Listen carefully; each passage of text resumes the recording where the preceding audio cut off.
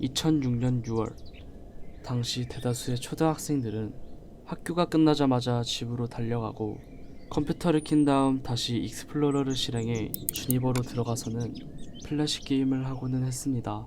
당대 수많은 어린이들의 게임이 되어주고 추억이 되어준 플래시 작품들, 이 플래시 작품들이 탄생한 과정과 몰락을 알아봅시다.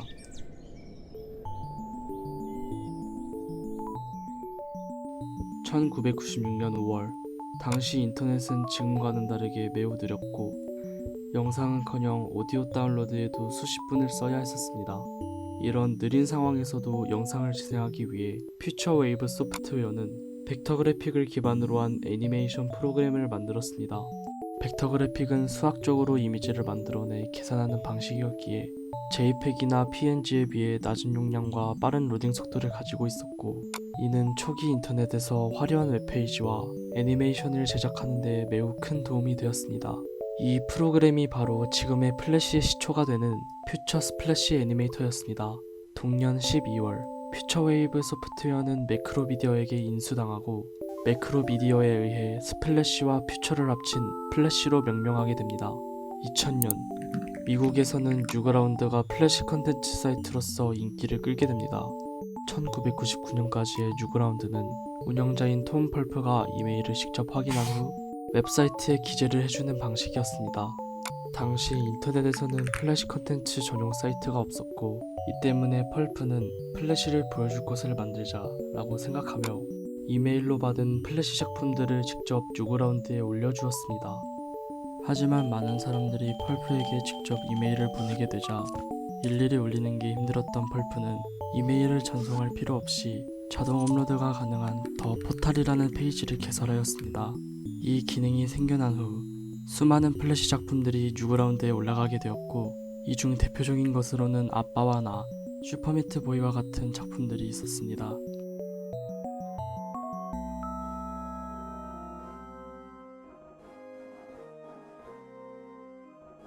한국에서는 2000년 주니버와 야후꾸러기가 해외 플래시 게임을 링크해놓은 것에서 시작해 2002년에 슈게임 시리즈로 유명한 해태의 아이 브러버닷컴이 개설되었고, 2004년에는 NHN이 한게임 플래시를, 2005년에는 주전자닷컴과 플래시 365 등 다양한 플래시 사이트가 탄생하였습니다. 브라우저만 있으면 쉽게 즐길 수 있었던 플래시는 위의 웹사이트들과 함께 2000년대 초중반의 대표적 인터넷 문화로 자리잡게 되었고, 이러한 인기는 자작 플래시의 유행으로 이어지게 됩니다. 제작이 간단했던 플래시는 당시 중학생과 고등학생들에게 큰 흥미를 끌었고, 주전자닷컴을 주축으로 자작 플래시 애니메이션과 게임이 폭발적으로 쏟아져 나왔습니다.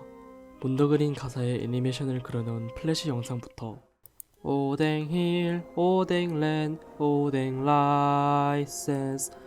오뎅 입안에 제대로 싸, 직접 노래를 만들어 넣은 것까지 다양한 퀄리티의 자작 플래시가 만들어지게 됩니다.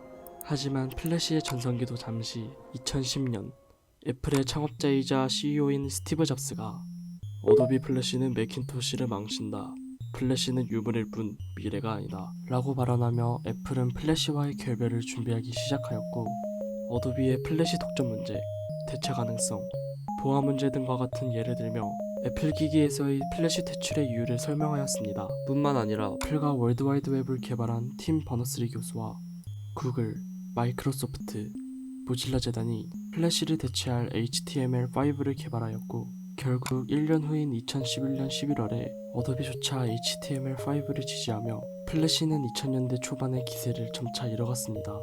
2017년, 결국 어도비는 2020년에 플래시 지원을 종료하겠다고 공식 선언했고, 플래시를 사용하던 기업들도 HTML5와 같은 개방형 표준으로의 전환을 예고하며 기업들은 플래시와의 작별을 준비해가기 시작합니다. 주니어 네이버는 2018년 12월부터 게임랜드의 서비스를 서서히 종료해왔고, 2019년 2월 28일 게임랜드의 완전한 서비스 종료를 선언하게 됩니다. 하지만 이러한 변화 속에서 게임물관리위원회는 주전자닷컴의 연령 등급 심의를 받지 않은 게임이 있다며 시정 공고를 내리게 됩니다. 당시 대다수가 비영리였던 플래시 게임은 이행하는 것이 불가능한 상태였고, 설령 이를 이행하였더라도 2020년에 플래시의 지원 종료가 예고된 상태였기에 주전자닷컴은 해당 공고를 이행하지 못했습니다. 결국 주전자닷컴은 자작게임란을 폐쇄하는 결정을 내리게 됩니다. 하지만 여론의 많은 반발로 인해 같은 해 9월 비영리 게임에 한해 심의가 면제되어 차단 사태는 잠시 일단락되게 됩니다. 하지만 2021년 1월 12일 어도비의 플래시 지원이 완전히 종료되며 한 시대를 풍미했던 플래시 게임은 막을 내리게 되었습니다.